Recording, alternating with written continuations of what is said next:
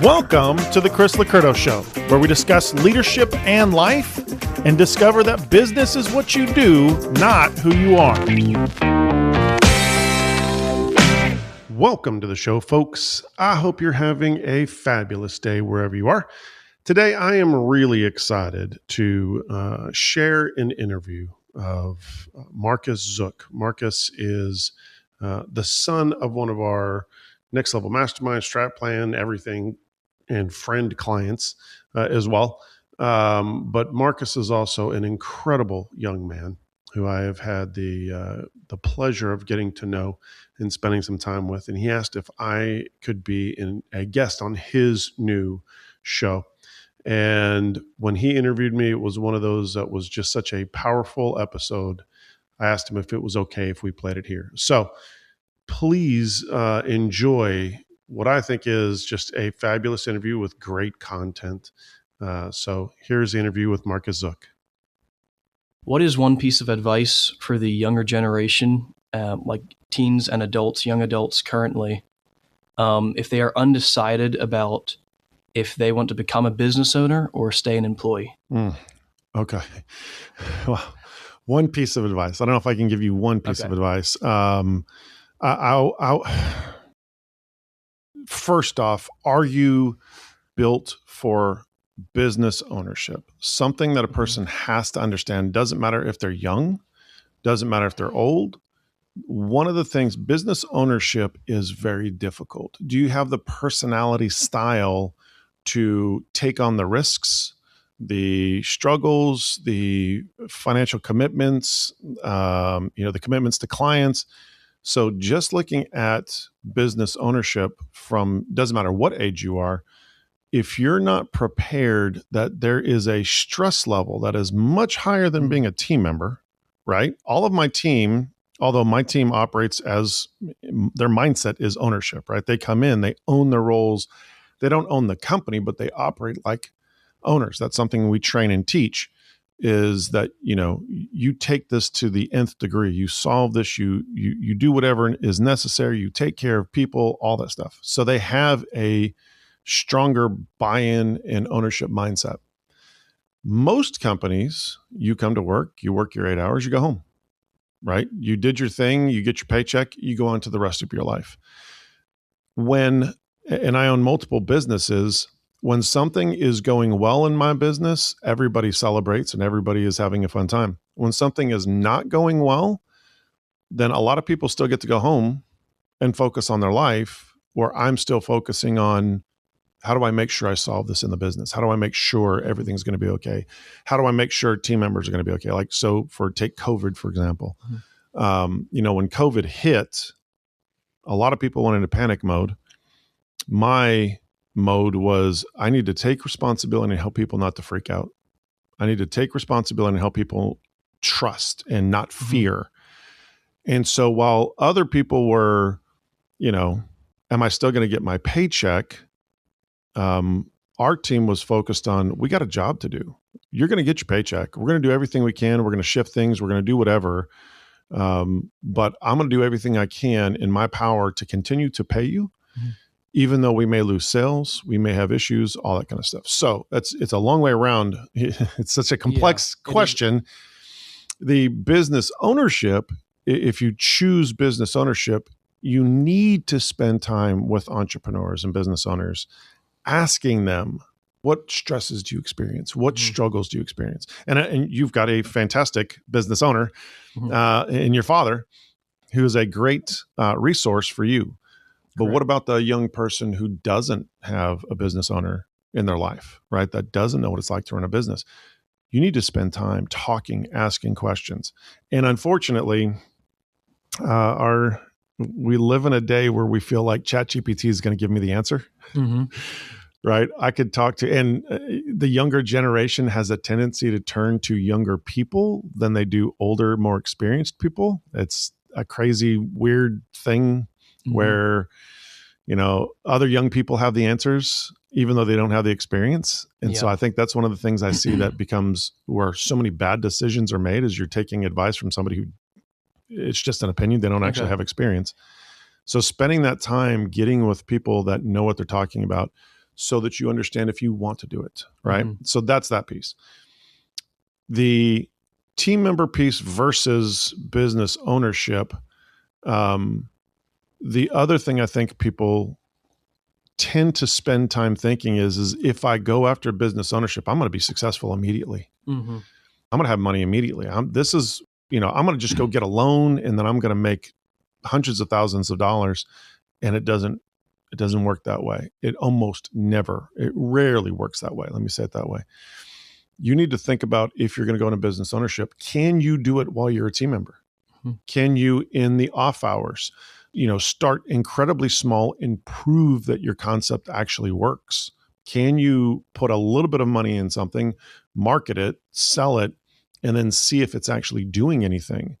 Because what you might find at the end of the day is, man, I'm terrible at this, or this product doesn't work, or nobody wants this.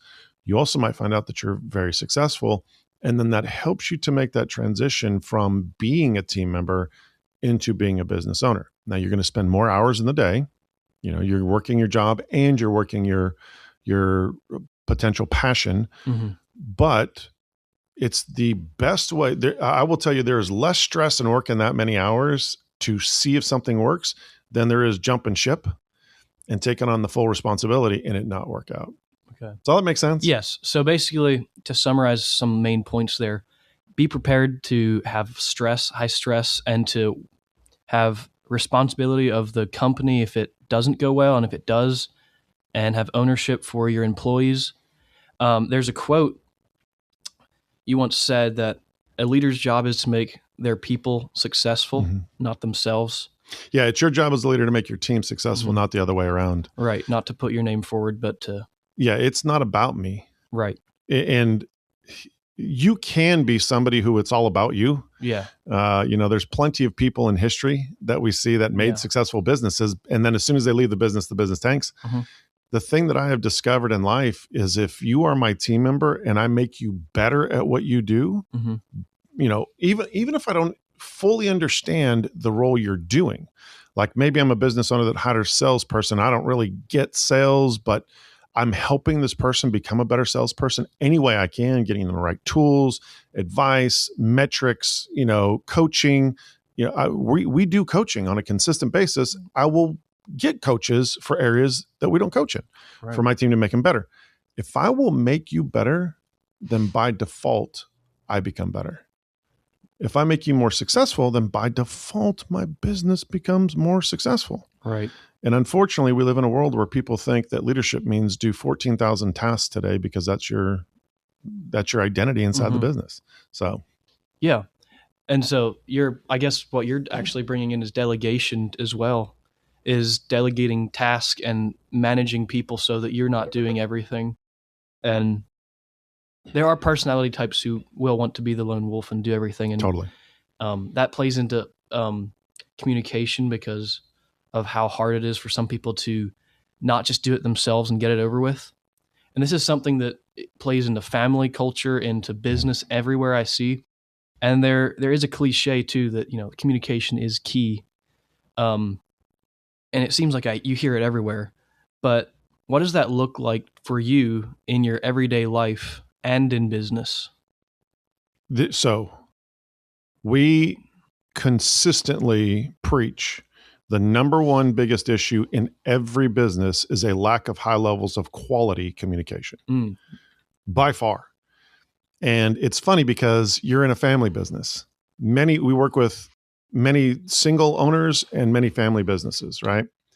And even in family businesses, what you discover is a family communicates what they think is really well, because families talk, right? We can have businesses come in and they're like, oh my gosh, our communication is super high. Whenever we have an event that we call Strat Plan, and we have an opening dinner, and then it's a 4-day event. And I always ask this question, right? And it's a leadership team that comes in. An entire, the business leadership team comes in, and then we go through the business and find everything that's holding them back. And the first thing I'll ask on that night is I ask it for the next day. Hey, just rank on a scale of 0 to 10 on this leadership team. How's your communication? And almost every single time it's 7s and 8s, almost every time. Yeah. And then we get into the next day, and the first day is all about communication. And then somewhere around midday or mid-afternoon, I'll say, what do you think it is now? Almost every single time they're like, it's a 3. We didn't realize how bad it was. Mm-hmm. And they're like, how is that possible? And one of the things I'll always say is because you talk well. But talking well doesn't mean that you've communicated well. So for me, my definition of high levels of quality communication is whatever I'm saying has to set you up for success. What do we tend to focus on in communication? Saying what I want to say, saying my opinion, making my statement, telling you what I think you need to know. None of that matters. And then if you don't get it, then it's like, well, I don't know what's wrong with Marcus. I don't know why he's not getting this. Mm-hmm. It's got to be your problem. It's got to be your fault. Right. So 2 major things. If you're not getting what I'm saying, I have to find out why, dig in and do whatever I can to get you to success on what I'm trying to communicate. Now, you have absolute responsibility as well. You should be trying to ask a bunch of questions, find out what it is that I'm saying, not assume things, all that. But I need to recognize maybe I'm the problem with my style of communication. Maybe I'm not telling it to you right. Maybe I'm not giving it to a way that you can receive it. The second thing is that we focus on, and you're very much aware of this, we focus on personality styles, the DISC, D-I-S-N-C. And everybody responds different. So what we say is, for us, personality styles are important so that you understand how people act, how they react, how they give information, and how they receive information. So if you do not receive information the same way that I do, I am wasting my time trying to tell you something and communicate to you in my personality style. It doesn't mean I need to change and become yours. It means that I have to go, how does Marcus receive information? You have to know the person. You got to know the person. Them, yeah. First, you have to understand you to go, well, how do I give information, right? And if I'm somebody, obviously, I'm giving lots of detail. This is what I do for a living. I communicate for a living. So I'm giving tons of detail to your question so that anybody who's listening, doesn't matter what personality style they are, everybody listening to this can go, yep, I get what he's saying. I understand. He gave me plenty of information. But some people give sound bites. Hey, is this the direction we should be going? No. Okay, what direction should we be going in? That one over there. Oh, okay. Well, now why are we, there's no information. Yes. So that person who's giving that information is failing in communication. That's not high levels of quality communication. Yes. So the more you focus on that, all of a sudden it changes the success of not only the communication, but the team member, the team, the business, because now people know with clarity what they're supposed to be doing, what success looks like, what the vision is for the project that they're working on, all of those pieces. Does all that make sense? Yes. So DISC has a lot to do with the DISC strategy as a lot of what you do in your work. To a business leader who's never heard of this, how would you explain that to them? Or how do you explain that to them, since you do actually explain these things to new business owners? Yeah. So a lot of like what I just shared would be some stuff that we would share. And one of the things that we share, especially is, when you realize everybody thinks they have good communication, but then when you start to pick apart some of the communication and issues that they run into, all of a sudden they're like, oh my gosh, but I thought I explained that. Well, I thought I did that, but I thought this. Or a great way is to, hey, tell me somebody on your team you struggle with. And I'll start asking questions about that other person. And 99.9% of the time, it's going to be an opposing personality style to the person who has a struggle with them. And then when I help them to go, so here's how this person thinks, and here's how they process information, and here's this, they're like, I never knew that. I had no clue that that's what they did. That's right. That's why we do personality styles. So it's very easy to help somebody to see, you're not bad, you're not wrong, they're not bad, they're not wrong. You just see things considerably differently. So a great example of what I'll use. So D is a very dominant, driven personality style, fast-paced thinker, but very short on details type of person. The kind of person that can get out and sell a product and convince somebody to do something and move things around, and they're just go, go, go, go, go. And they hate thinking. Well, it's not that they hate thinking, is that they don't want to think through a ton of detail. Yeah. Because every detail that comes their way, they have to process it. Yeah. So if they can get sound bites of information, short pieces of information, then they can process the short stuff and be okay. But if you overload them, then they're having to process every single thing you're saying, and then it just overwhelms them, right? But there are people who do exactly that. The high C is going to be somebody with insane amounts of detail. They can't stand being wrong. They research the living daylights out of stuff. And so they believe you need everything in triplicate. Here's all this information that you have to have on this subject. So you take somebody who is short, soundbite type of person, and then you take somebody who needs tons of information, needs tons of clarity, asks, lots of questions to understand. You have a massive clash. One person thinks the other is stupid, right? The person who's the high D is going, I don't know why you do not get this. I just told it to you 17 times.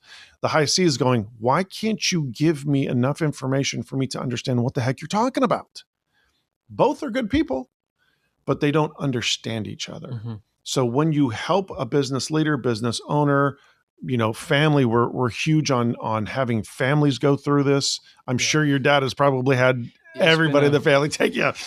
So when you help them go, you don't have to be this other person. You just have to understand how they need information for them to be successful at what you want them to be successful at. All of a sudden the light bulbs go off. So I just got to do this. Yeah. And then they'll get it. Oh, well, I can make that happen. Yeah.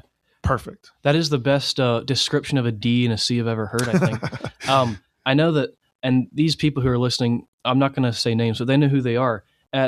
2 years ago in my high school, oftentimes I would sit in class during history or poetry, and this one student would just say something, and the teacher would get offended because she was like, she's a higher C, and she would ask for him to explain himself. And he gets overwhelmed, and he's like, well, I told you. Right. And I've always just observed it.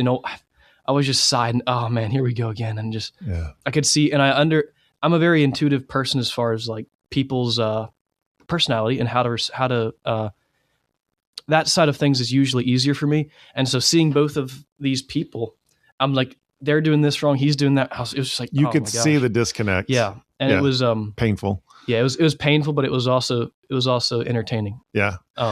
So interestingly, if you take a situation like that, you have an authority figure. Now, I mean, I can spend the next 2 hours talking about the bad setup of our public school system. I won't go there. But you have somebody who is in a position of authority, who is teaching something, and a student, a youth, is in that person's mind challenging them on what they've said. And so what happens is we go from logic to emotion. Now that teacher is struggling with insecurity. Why are you challenging what I said? This is exactly it. This is the thing. Here's the information, which is exactly how our public school system is set up. I have the answer. You need to learn the answer. That's it. Done, right? The problem, and I've literally helped teachers walk through this with DISC. I've sat down with teachers who struggle with, man, I've got these kids. I'm trying to teach this one kid, and this kid over here is acting out. And I'll walk through their classroom. I'll say, how many kids in your class? 20 or 30. And I'm like, okay, so you got 20 kids. You have 2 kids that are super unruly. Yeah. Okay. You have probably somewhere around, I don't know, 8 kids that talk a lot. Yeah. And then you've got probably 10 kids that are always kind of struggling to try and learn and grow. And those are the people you spend your time. Exactly. That's the makeup of the population in DISC. You have 10% is high Ds, 25% are high Is, 40% are high S's, and 25% are high C's. And so what I've had a couple of teachers, I say, listen, here's what I want you to do. those two that are usually unruly, they're done with their work really quickly, right? Like, exactly. But they're not 100%. They're probably like a 70. Yep. Or even a 60. Yep. Okay. But they did the work and they did it really fast. The problem is they process super fast, but they don't process detail. So give them the opportunity for extra credit work that they can get more points, and it ties them up. So they do the original work, but then they can get even more points if they do this other work. While you're over here trying to teach the high C's who are like, I'm hearing you, but I don't get it. I don't understand this. I don't know. Where you're spending time with them, then tie these other folks up that are done or fast or talking. Why are they talking? Because they're distracted. They're no longer focused on what they're doing. They're not focused on the details. I literally had a teacher come back to me and go, I did exactly, and it was a lot longer than that. I went into much more detail than that. She goes, I did exactly what you said. It was the most peaceful, calm time in my classroom ever. And she was literally thinking of quitting teaching. She goes, it was exactly what you said. Once I did that, they were tied up. I could spend time on the other kids that needed to ask more questions and get them details. So what mistake are we making? I mean, obviously we're making tons of mistakes in our public school system, but just from this aspect, what are we doing? We're not separating our kids out by personality style and realizing these ones need more details. These don't need more details. They need more opportunities. So you're putting an equation on each individual student is what you're saying. Exactly. Yeah, I see your point. And I think that my teachers could use that test as well. Yeah. We should have a class-wide personality test. I'm telling you. Yeah. Something that plays into that, how do you tell if you are leadership material? Because you talk a lot about leadership in business and in your strat plan and your mastermind stuff. Yeah. And for an individual who might not know yet, especially young people, how do they go about finding that out? Yeah. So I have one question for all leaders and business owners, and you can use it as an individual. So what we tend to do, we tend to take somebody who's really good at something and put them in a leadership role. The biggest mistake most businesses make, especially small businesses, is they take their best salesperson and put them in a leadership role. Well, they've sold better than anybody. Surely they can teach everybody else how to sell. And it fails like 90+% of the time. It doesn't work out. And then you have this person who was selling really well that you're now having to demote, which they can't take that. So they're probably going to leave. What a ridiculous mistake. So ask one question. What makes you think this person can teach other people to be successful at what they do? That is a tough question to answer. It is. And you have to actually, people go, well, because they're a nice person, or well, because I've seen them do this thing over here. No. What evidence do you have that this person can lead this other person to be better at what they do? And everybody goes, wow, I've never thought about that. Mm-hmm. So when you look at somebody and go, well, they naturally are trying to help people.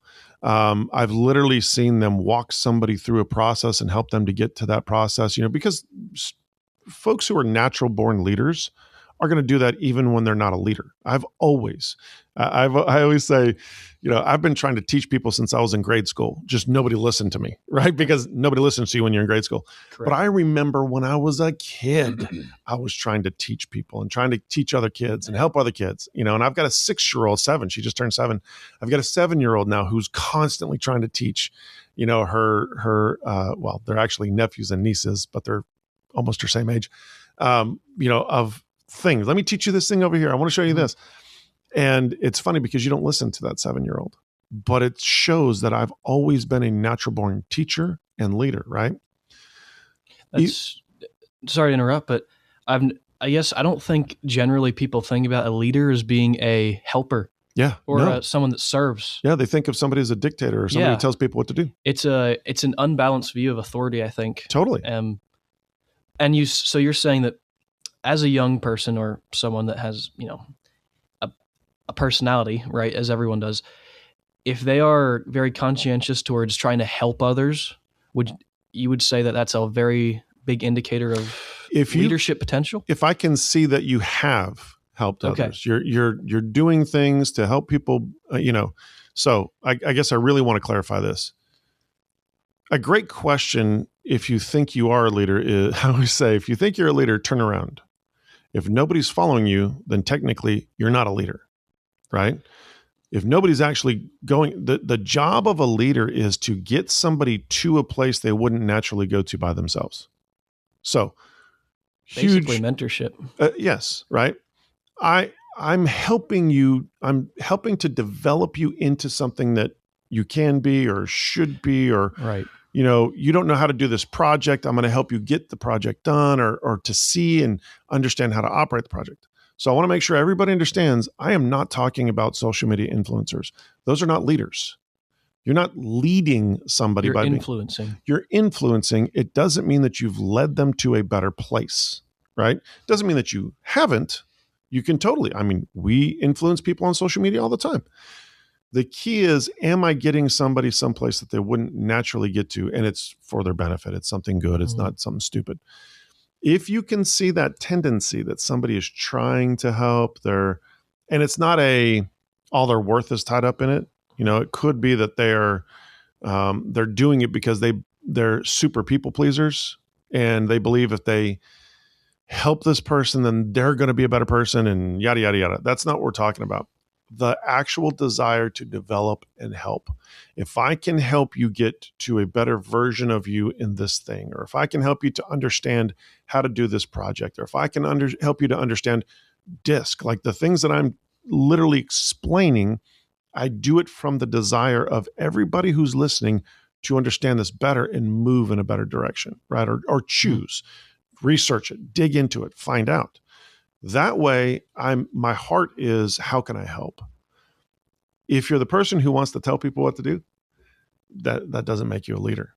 That makes you a dictator, right? Mm-hmm. So I'm always, as a business owner, I'm always looking at a person to go, what tells me that this person can lead people to success? As an individual youth, what you should ask yourself is, do you actually, and you need to be honest with yourself, do you like it? Not can you do it? Mm-hmm. Do you enjoy spending time helping other people be better, get to a place that they wouldn't normally get to, lead them to success in something? Okay.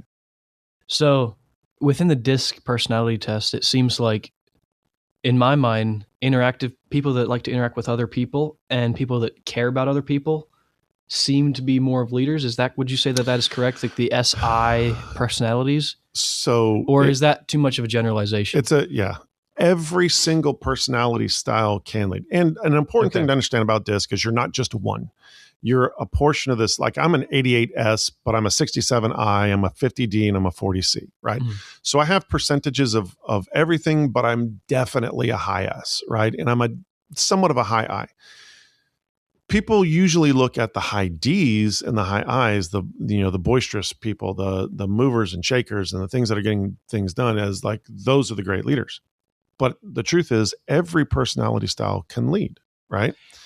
So if you're a high C, are you going to be a leader of 25 people? Probably not. You could be. You definitely can be, right? I use football coaches from the 80s as some examples. So probably people listening to this aren't going to know who I'm talking about. But there are folks that are high C personality styles that can lead larger teams. But what you'll find is a high C is better off at leading other high Cs. Individuals, mostly. Small groups. Mm-hmm. S's don't want to ever be the front person. Neither do high Cs, but they can lead really well if they understand the need for it and they have the heart for it. I's want to be out in front and talking to people, but they need to understand that it's about setting other people up for success. And D's just always believe that they should lead, but it doesn't mean that they can, right? Yeah. They have to understand that people come first, not their leadership style. When everybody understands what good quality leadership looks like and they lean in that direction, then any personality style can lead. Mm-hmm. That D is actually very interesting that you said that they always think that they should lead. Mm-hmm. That's very accurate. If they don't see leadership, they'll step up into it, even if they don't know what they're doing. Yeah. Would you say that Ds are more likely to lead by example? No. Less talking? No. Okay. D's are more likely to lead by, let me tell you what to do. Okay. It's almost like that dictatorship aspect. Now, something we haven't gotten into is what we call maturity or immaturity in your personality profile. It has nothing to do with age. You can be a 70-year-old immature, high D, I, S, or C. When you don't know yourself, maturity means you understand you, how you act, react, how you give information, how you receive information. You understand these aspects of yourself. That's why we say when you get into personality styles, learn you first, then learn others. Otherwise, if you learn others first, you're going to try and tell everybody everything about themselves. The sooner you know you, the sooner you can lean in somebody else's direction. So an immature high D is going to tell people what to do. They're really focused about, you're here to accomplish my goal.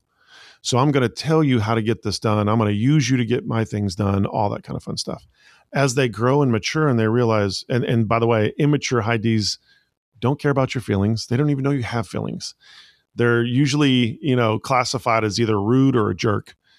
As they grow and they mature, all of a sudden they realize how important people are, and that people, you do have to treat people differently, lean in their direction and help them and guide them and all that kind of stuff. And then you will win by doing so. If you help people, then it changes everything. Then instead of being a dictator, they actually become somebody who does a great job in kind of inspiring people to move or getting people to what they need. And at the same time, being able to push people, and stretch them. Right.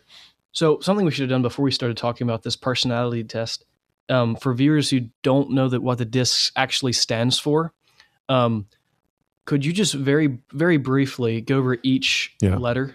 So DISC. D is the dominant driver, very direct, very fast in processing speed. The D can process in nanoseconds. The high C takes 20 minutes. If you're somebody listening to this and you've been in a meeting or a discussion, and then like an hour later, you're like, oh, I should have said this. You're probably in that high C, high S category. So D is those drivers, dominant, like to make things happen. And whenever we say the negative stuff, that's in the immaturity aspect. Whenever we say the positive stuff, that's in the maturity aspect. That in immaturity, there are people who really want to get things done on their own. They want to make things happen. The more they mature, then they focus on, this isn't just about me. High I is the high influencing. They're very people, right? They're very people focused, very people centric, very enthusiastic, very encouraging, terrible with details. D's and I's suck at details. They do not do well with details. The S's and C's are going to be much better on the detail aspect, but high I's really want to please people and help people. In immaturity, they're people pleasers. Their worth is on whether or not they made you happy, they got you excited, they got you enthusiastic, right? In maturity, they realize it's not about them, and they become phenomenal encouragers and guiders and helping people to, accomplish things that they wouldn't even think about. And they come to a place of realizing they have to be focused on details. I can usually tell a high I by how many times I have to ask them, do you have a pen to write this down? Are you taking notes on your phone or anything? They're usually like, oh, no, I got all this. No, you don't. You're going to forget everything, right? Yeah. The more an I understands they have to have details to cover their backside, then the more they mature. High S is the stable, amiable, loyal, hates conflict, cannot stand conflict, can't stand being the front person. I happen to be a front person because I do the things we teach. When you overcome these aspects, then it changes who you are. I'm still an 88S. I'm still a very high S personality style, but I'm somebody who can be on the stage in front of 10,000 people. I'm somebody who can be one-on-one because I've overcome those aspects, right? That's a mature S. Yes, for the viewers. Absolutely. Understanding it's not about me. It's not about, high S's are very concerned about people's opinions. They're really I always say, if you ask a high S where we're going to go to dinner, it's like, where do you want to go? No, just pick a place. Well, where have you been lately? No, just pick a place. Well, what are you craving? Just pick a place. The problem is that the high S cannot stand doing something and it affecting you in a negative way. Right. So if you take 100 people to dinner, if a high S decides we're all going to this steakhouse, 99 people think it's the best steakhouse they've ever been to, but one person complains, That's the identity of the high S. They're defined by that. They made a mistake. They shouldn't have done that. They hate that they picked that place, even though 99% of the people loved it. That one, this is immaturity, right? In the high Right. S. Even though that one person complained, then it was a bad decision the whole time. That's enlightening for me. Yeah. I've always, on the disc, my S has always been the lowest thing by far. But that is something I struggle with personally. Yeah. Is if one person is not happy with something, Yeah. I get caught up on it. I want harmony with everyone, and I want everyone to be. Are you a high on aesthetic? board. Very. On the on the values, which it's way too much information for us to get into on this. Of course. But so high aesthetics are huge about harmony and balance. So it could be an I trait. So no, it could be a value. Okay. So we're talking about two different things here. Correct. We have the DISC, which is personality style, act, react, give information, receive information. Then we have values, the things that you value in life. You're somebody who values, you appreciate beauty. You appreciate, you're the kind of person who walks in a room and notices details about a room. I've noticed the paintings on your wall. I was going to say, exactly. Yeah. You will do that. And other people will go, I don't even realize those paintings were there. My right? dad. Yeah. Okay. Yeah. So your dad's that, he's the high C and D. He's a high economic. Very high economic. Right. Yes. But yeah. probably not very high aesthetic. No. Yeah. So that's the amazing thing is that actually is a value trait. You value harmony and balance. And if somebody doesn't like a decision that you made, there's the lack of harmony. It creates that issue for you, right? The thing you have to ask yourself, and this is where maturity steps in. If 99 people like it and one person doesn't, crap. If 75 people like it and 25 don't, was it a good choice? Yeah, probably.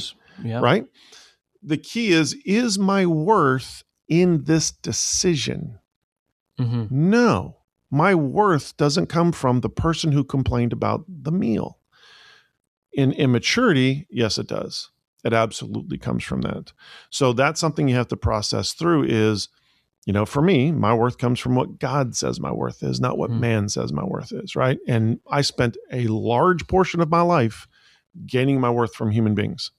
Most people do. Almost everybody on the planet does. Correct. And it wasn't until I started recognizing human beings are just created beings just like I am. They're not the creator, they're the created, right? How could I get my worth in definition? So what you seem to be alluding to is identity. Yeah. Identity in your case in God. Yeah, absolutely. 100%.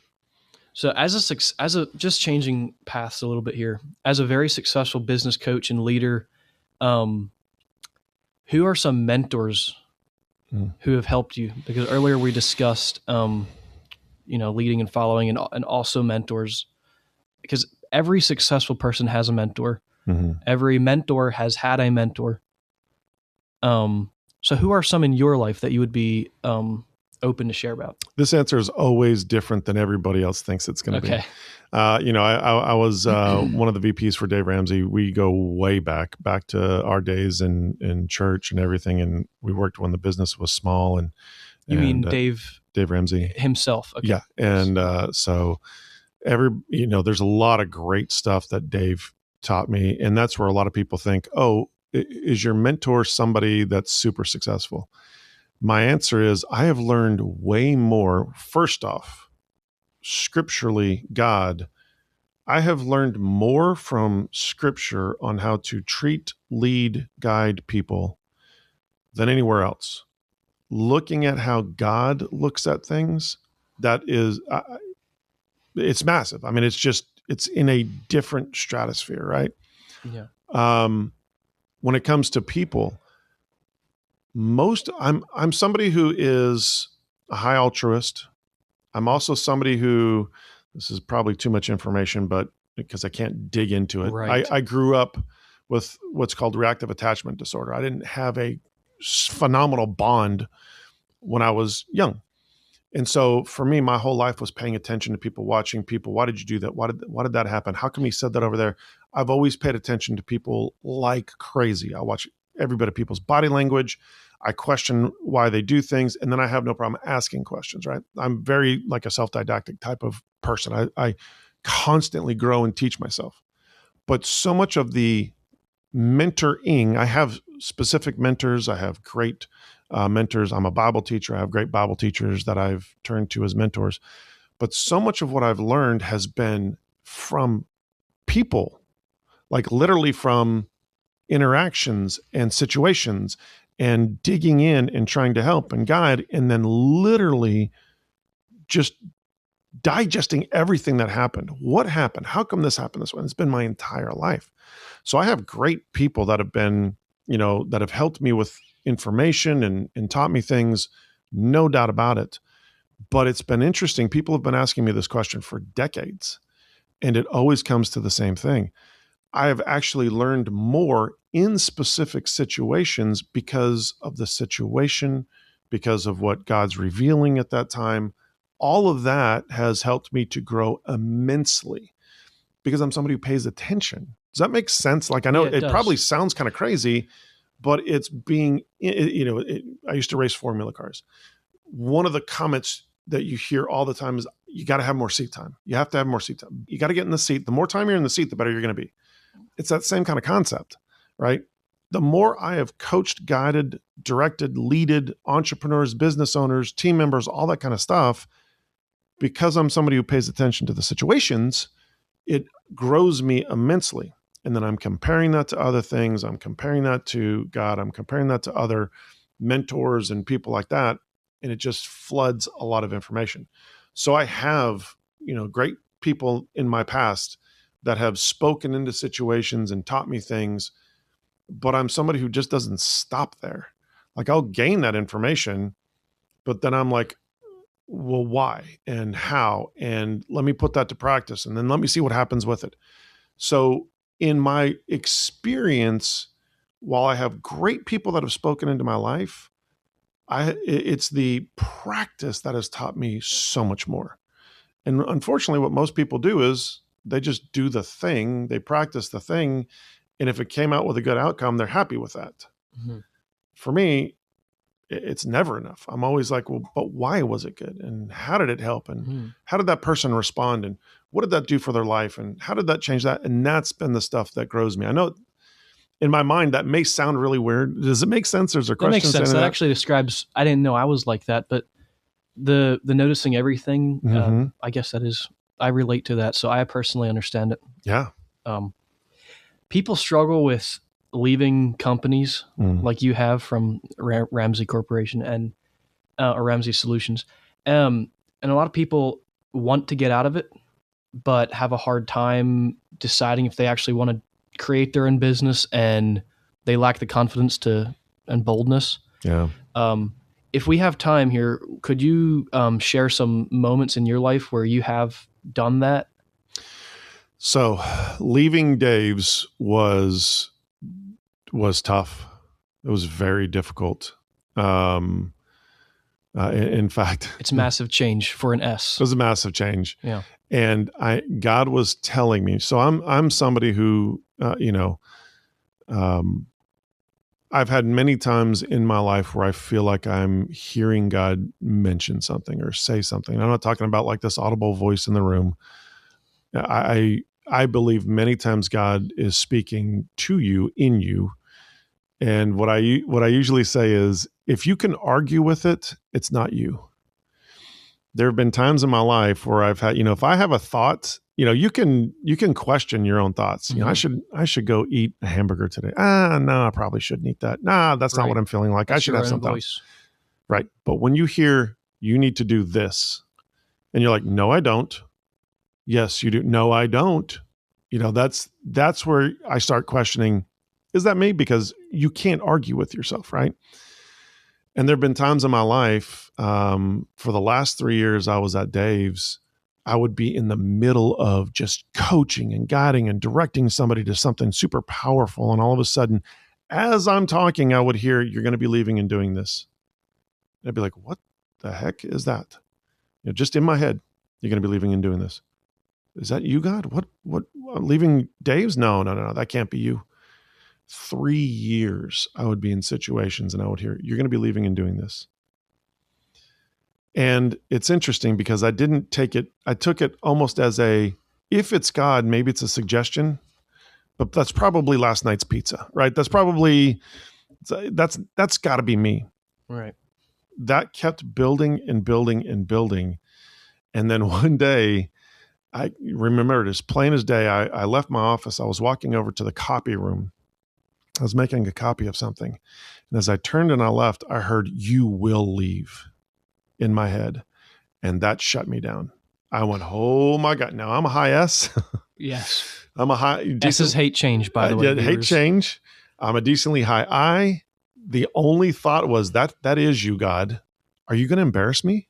Are you? All I could think about is, are you going to do something that's going to force me to have to leave? Mm-hmm. I better go.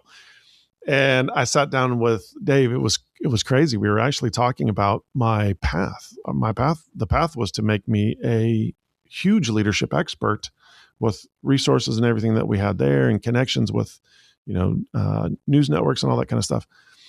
And so we sat down at a fantastic dinner. Dave took me to this fantastic dinner. It was just us. And he's like, "Hey, so let's talk about your future." And I said, "Dave, I think it's time for me to go." And he's like, no, now why? And so I kind of explained it. And he's like, "Chris, we can do all that here." And I got really super confused. And I was like, maybe that wasn't God. Right. Right. And I was leaving the next day to go do some events. And he's like, just go pray about it. We'll talk about it. We went through 4 different conversations of me leaving, doing stuff, praying about it. And every single time I would leave our conversation and go, "Lord, is it you? Is it not you?" And I would hear, "You know what you're supposed to do." Okay.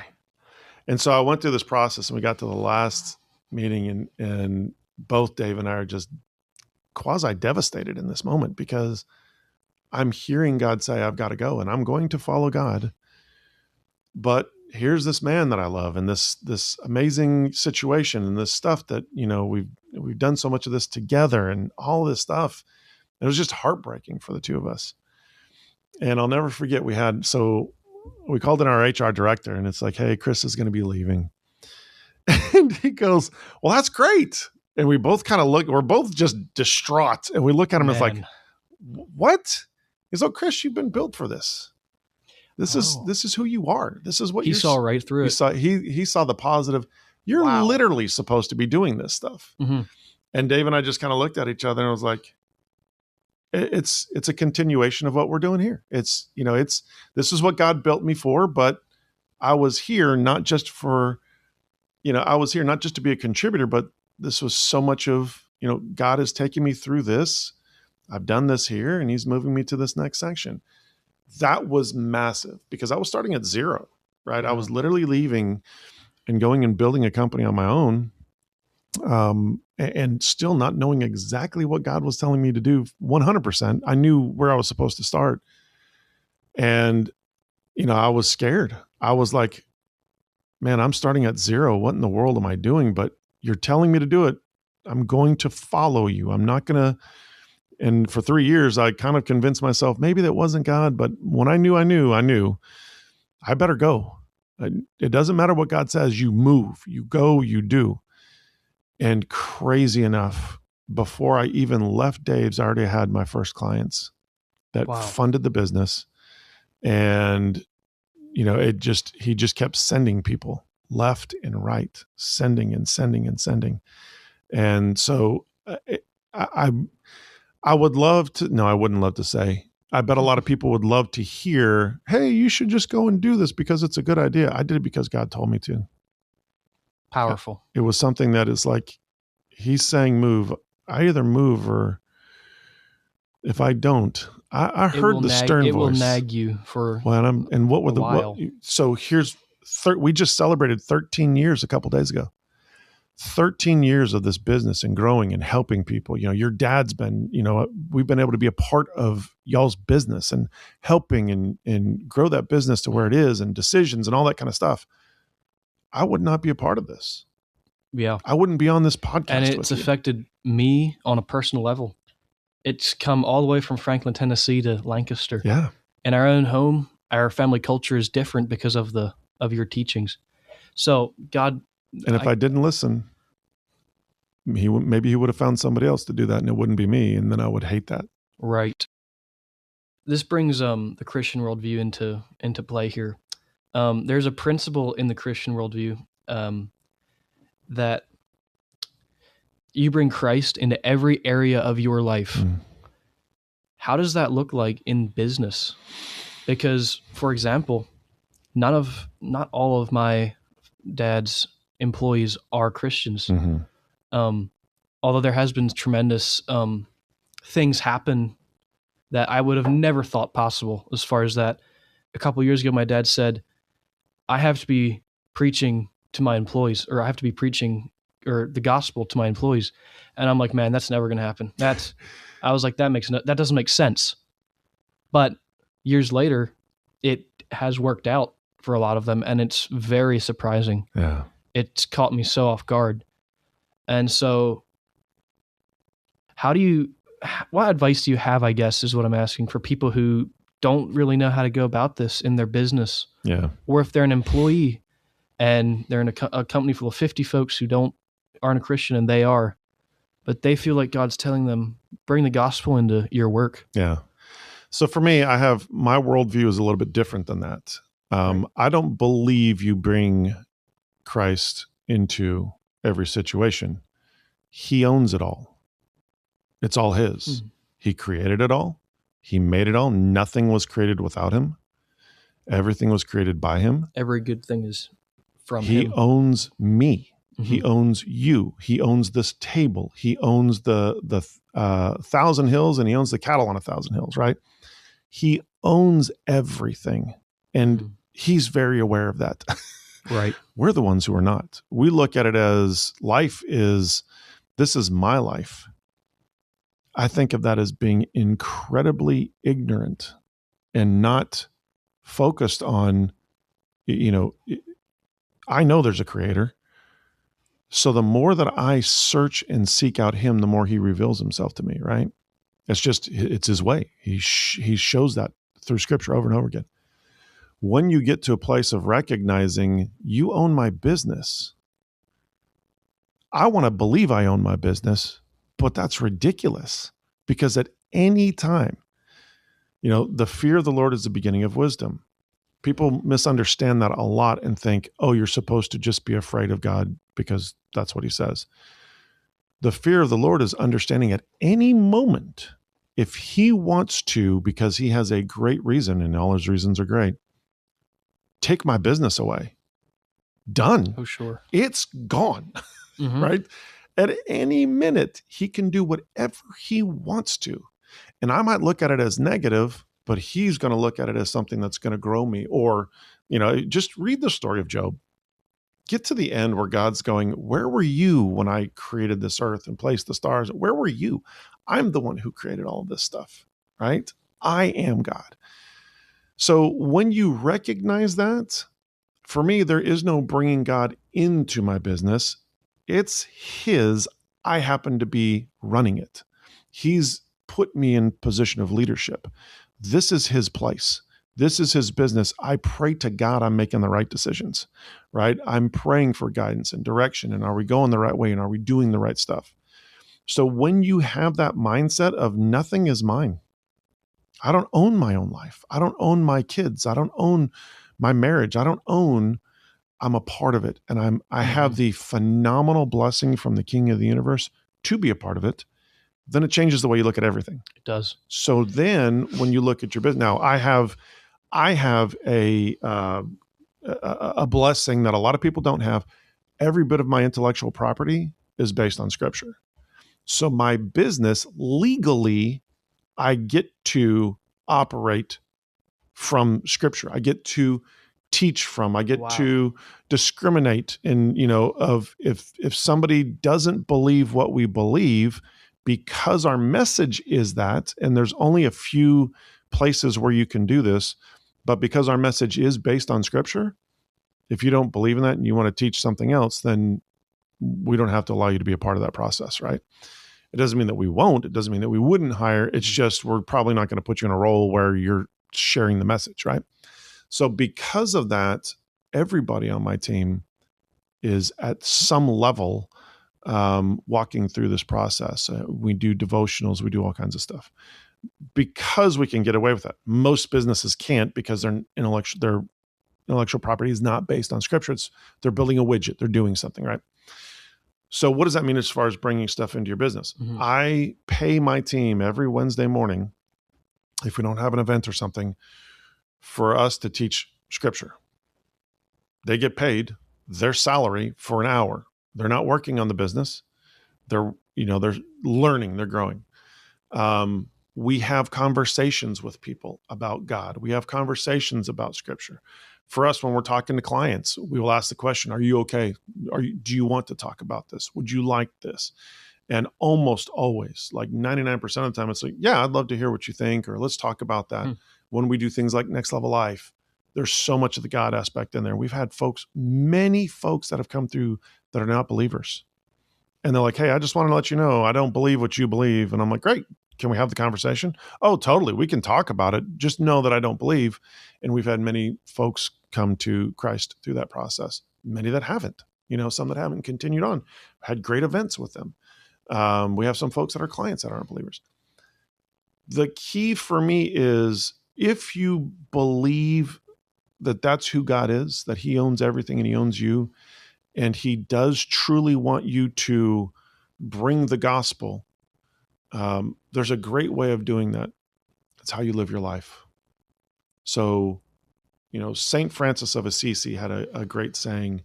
He said, preach the gospel at all times, and when necessary, use words.